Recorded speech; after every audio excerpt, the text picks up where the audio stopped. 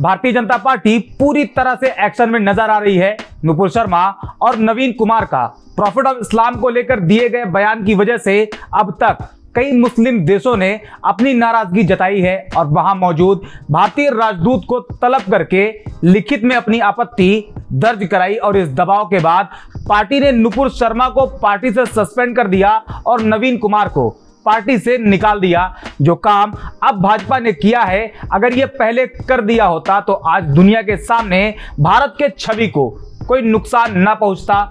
आज भाजपा ने जो कदम उठाया है, अगर ये पहले कर लिया होता तो भारत को खाड़ी के छोटे छोटे देशों को सफाई न देनी पड़ती और अपने ही प्रवक्ता को फ्रिंज एलिमेंट न कहना पड़ता। आपको बता दें कि भाजपा ने अपने प्रवक्ताओं को धार्मिक मुद्दे पे बयान देने पर पूरी तरह से रोक लगा दिया है। भाजपा ने यह साफ कर दिया है कि अब कोई भी प्रवक्ता कानपुर हिंसा मामले में बयान नहीं देगा। कानपुर हिंसा को लेकर होने वाली किसी भी टीवी डिबेट्स में वो नहीं जाएगा। इसके अलावा हिंदू मुस्लिम ज्ञानव्यापी जैसे संवेदनशील मुद्दों पर भी पार्टी के लाइन में रहकर ही वो बोलेगा। भारतीय जनता पार्टी ने यह साफ कर दिया है कि पार्टी प्रवक्ता टीवी डिबेट्स और मीडिया में क्या बयान देंगे। हर दिन के डिबेट्स के मुद्दे पर पार्टी के अंदर चर्चा होगी, जिसके बाद पार्टी उस पर अपना आधिकारिक पक्ष रखने के लिए एक लाइन तय करेगी, जिसे सभी पार्टी प्रवक्ताओं को उनके व्हाट्सएप ग्रुप में शेयर किया जाएगा और सभी पार्टी प्रवक्ताओं को वही बयान टीवी डिबेट्स और बाकी जगहों पर देना होगा। इसके अलावा पार्टी ने यह भी तय किया है कि पार्टी का कोई भी नेता धार्मिक मान्यताओं को ठेस पहुंचाने वाली पोस्ट शेयर नहीं करेगा। अपने सोशल मीडिया के किसी भी प्लेटफॉर्म पर इस तरह की बातें नहीं लिखेगा जिससे किसी भी धर्म के लोगों की धार्मिक भावनाओं को ठेस पहुंचे।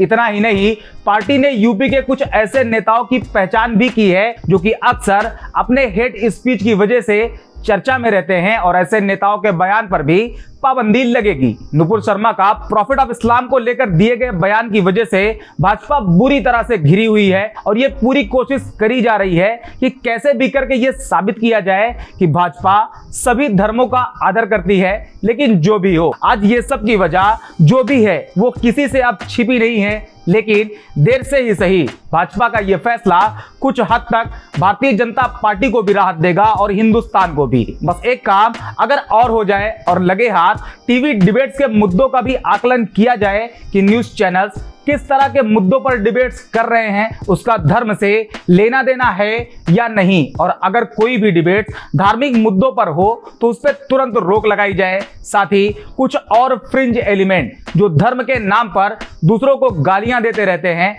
उन पर भी कड़े कदम उठाए जाए। अगर इतना सब हो जाए तो बस चंद दिनों में भारत की तस्वीर अलग दिखने लगेगी और भारत वो भारत दिखने लगेगा जिस भारत की बात भारत के बाहर होती है। क्योंकि आज का भारत वो भारत नहीं रहा जिस भारत की पहचान, जिस भारत की शान भारत के बाहर जानी जाती थी। लेकिन देर से ही सही भाजपा का धार्मिक मुद्दों पर लिया गया ये फैसला तारीफ के लायक है और जितना कहा गया है अगर उतने पे अमल हो जाए तो तस्वीर बदलने में देर नहीं लगेगी। अब देखना यह है कि इस फैसले को कितना अमल में लाया जाता है। ये तो बात हो गई पार्टी की, लेकिन इसके अलावा कुछ भाड़े के मौलाना हैं जिन्हें ना तो अपने धर्म के बारे में कुछ पता है और ना ही दूसरों के धर्म के बारे में, और ऐसे भाड़े के मौलाना टीवी डिबेट्स में जाकर खुद के धर्म को भी नुकसान पहुंचा रहे हैं और दूसरों के धार्मिक भावनाओं को भी आहत कर रहे हैं।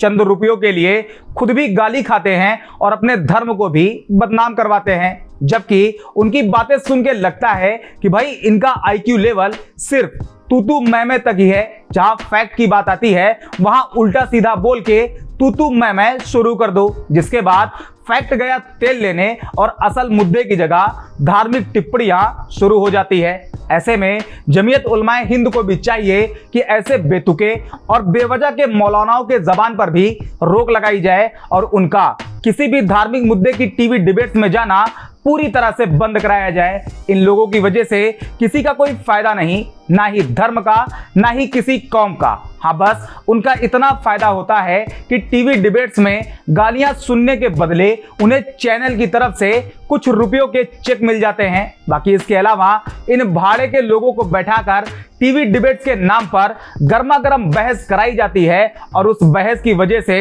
बगैर किसी मेहनत के, बगैर किसी रिसर्च के चैनल बढ़िया भर भर के कमाई करते हैं। न्यूज चैनल्स का देश में बढ़ती नफरत से कोई लेना देना नहीं, मतलब है तो सिर्फ पैसे से। उनका इस बात से कोई लेना देना नहीं कि उनके इस हरकत से उनकी क्रेडिबिलिटी पर बुरा असर पड़ रहा है। उन्हें मतलब है तो सिर्फ और सिर्फ पैसे से। उन्हें इस बात से कोई फर्क नहीं पड़ता कि उनकी इस नफरती डिबेट की वजह से इंटरनेशनल लेवल पर देश को बड़ा नुकसान हो रहा है, क्योंकि उन्हें सिर्फ और सिर्फ पैसे से मतलब है। और आज जो भी हो रहा है उसकी वजह वही डिबेट है जिसमें नुपुर शर्मा ने प्रॉफिट ऑफ इस्लाम को लेकर भद्दे बयान दिए थे। आज जो भी खाड़ी देश भारत को घेर रहे हैं उसमें सबसे बड़ी गलती टीवी डिबेट्स की है। ऐसे में भारत सरकार को चाहिए कि जिस तरह से वो अपने पार्टी के प्रवक्ताओं पर पाबंदियां लगा रही है उसी तरह न्यूज चैनल्स को भी कंट्रोल करे।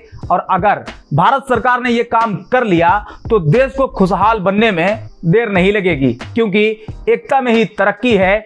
नफरत में या तो घर जलते हैं या फिर दिल जलते हैं, और दोनों से नुकसान दोनों का है। आपको बात समझ आई हो तो इस वीडियो को लाइक करो, शेयर करो और चैनल को सब्सक्राइब जरूर कर लो। मिलते हैं अगले वीडियो में।